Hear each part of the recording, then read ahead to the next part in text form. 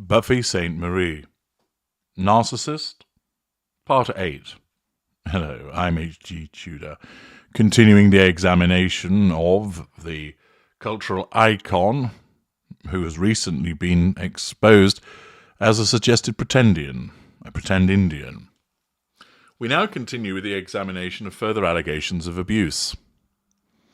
One of the earliest references CBC was able to locate of Sainte-Marie, alleging she was sexually abused, was in a 1994 interview with author June Calwood in her book National Treasures.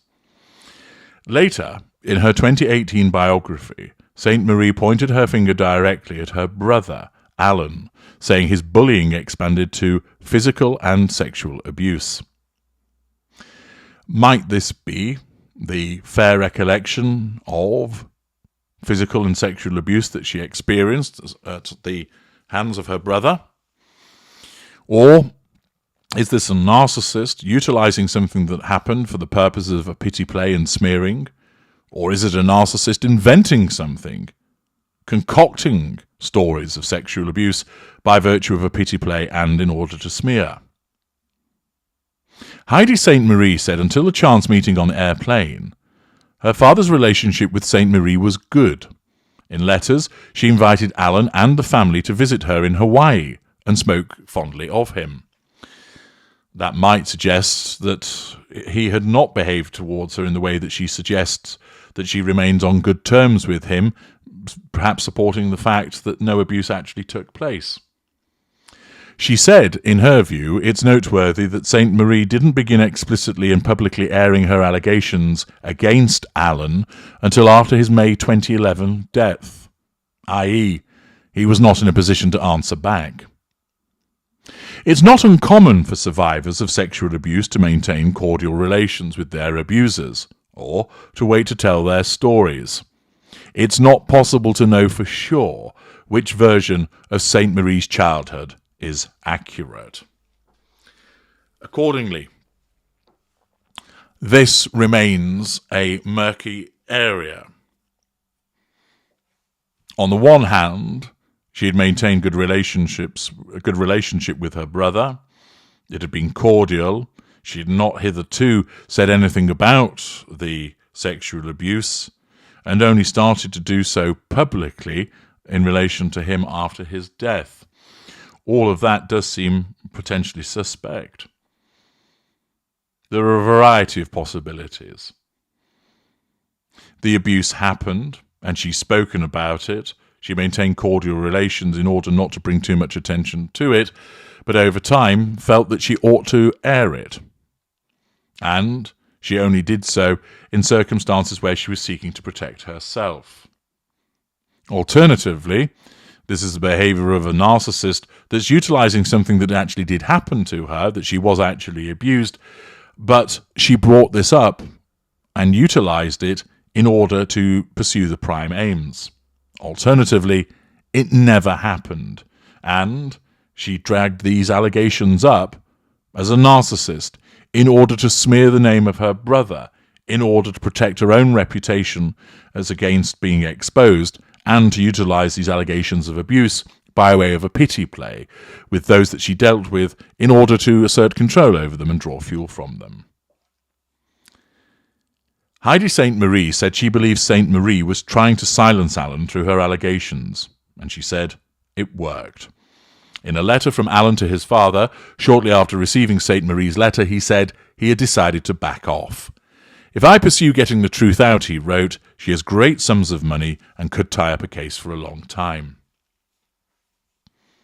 On December the 9th, 1975, just 1 month after Alan Sainte-Marie received Sainte-Marie's legal threat, she appeared on Sesame Street for the first time, backpack slung on her back.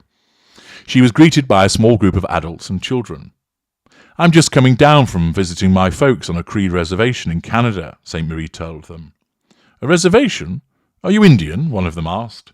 Yes, Sainte-Marie replied.